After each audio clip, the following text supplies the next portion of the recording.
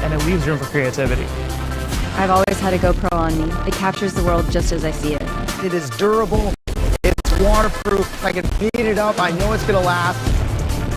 I don't know what on earth is going on in here, but it is ridiculously smooth.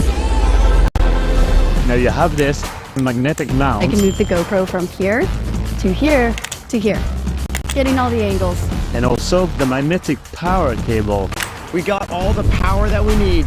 So it's ready for any time lapse.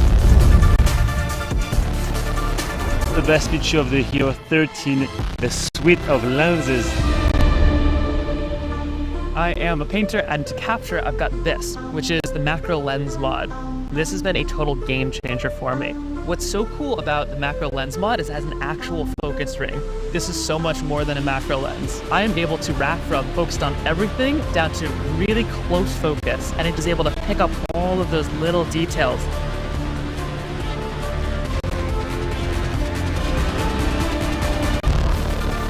We got a new ultra wide lens.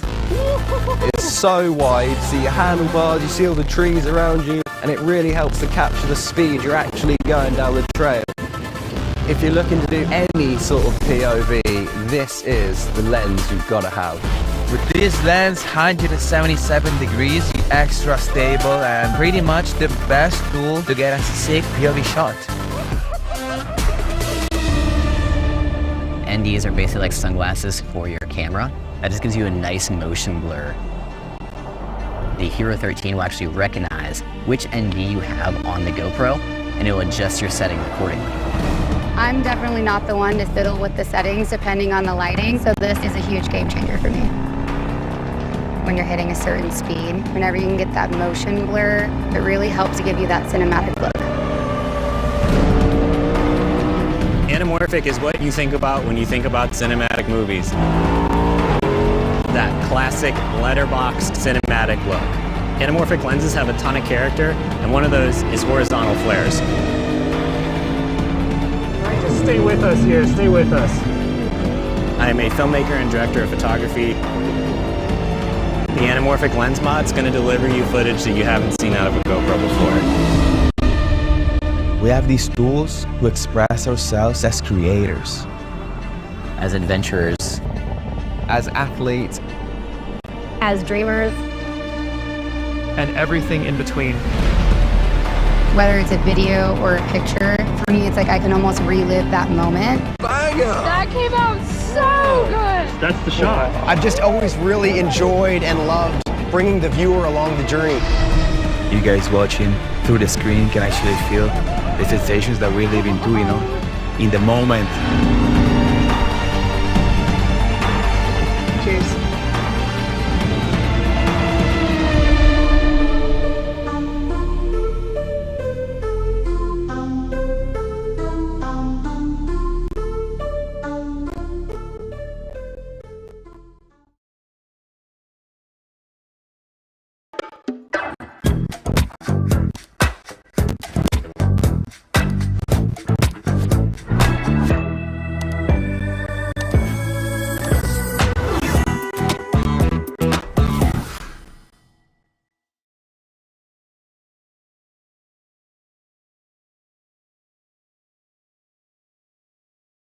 Princípio.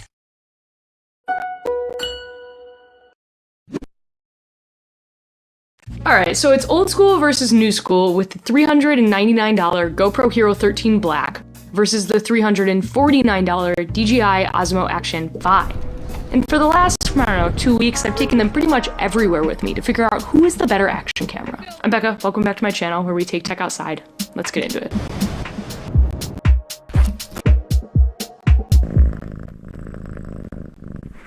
Let's start with the GoPro. This year, we didn't see a ton of changes under the hood, but instead they brought a large focus to lenses. So there's a new set of NDs that come in a cute little case, an updated max lens mod, now called the ultra wide lens, an anamorphic lens mod, and the macro lens mod. And all of these lenses are now automatically detected by the camera, allowing the camera to adjust settings automatically when you put them on. And my only note for all of these lenses is why is the blue alignment dot on the inside of the mods and the camera?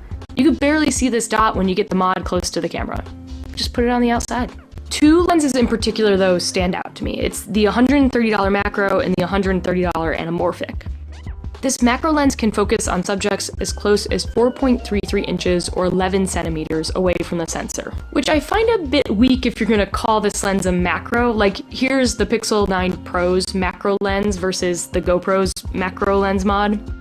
You simply don't get that larger than life effect with the GoPro because you can't focus close enough. But what I think is more important about this mod is that you get a little bit of depth of field. And this is the first time on a GoPro that I've been able to get this sort of look. There is peaking too to help with focusing, which again is a small window of 4.33 inches to 2.46 feet. That's really only about this far, but any sort of depth of field on an action camera, I welcome.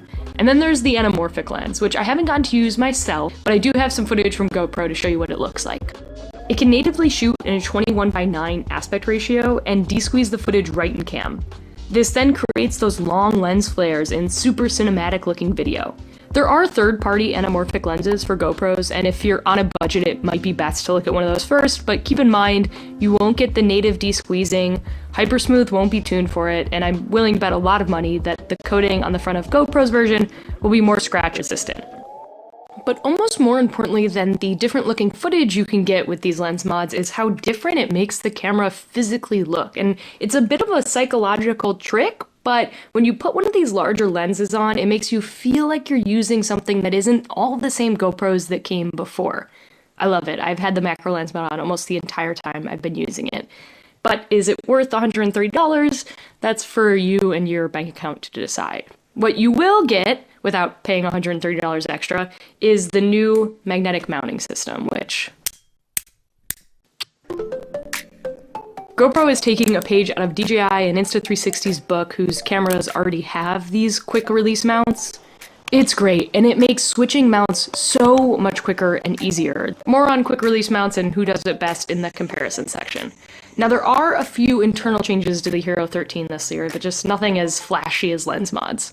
First, there's a bigger 1900 mAh battery that is not backwards compatible with any other GoPro. And then since this is the same sensor and processor as the Hero 12, this year is all about GoPro squeezing every last spec that it can out of last year's tech. And the only thing it was able to squeeze was 400 frames per second filming at 720p or 360 frames per second in 900p for 15 seconds, and 120 frames per second at 5.3K for 5 seconds. For me, the star of the show continues to be log footage, though. It provides far more dynamic range and latitude in coloring your footage in post. But that is nothing new. And otherwise, you're getting the same punchy GoPro colors here, with solid performance in great light and underwhelming performance in low light. And lastly, the GPS is back, which is great for folks who want to embed stats onto their footage. It should have never left, but it's back. And now we have Wi-Fi 6, which will mean that your footage will upload to the cloud faster. Okay, but now let's talk about the Osmo Action 5, which I can't believe they're already on the 5th generation of this camera. What the heck? Alright, how you doing in there? I know. Okay, go quick. I'm sorry, baby girl. This camera isn't getting any flashy lenses or even new ND filters, but internally we are seeing quite the refresh, starting with a new 4nm chip and a 1 and 1.3 inch type sensor that DJI claims can provide up to 13.5 stops of dynamic range. This allows for up to 4K 120 frames per second 10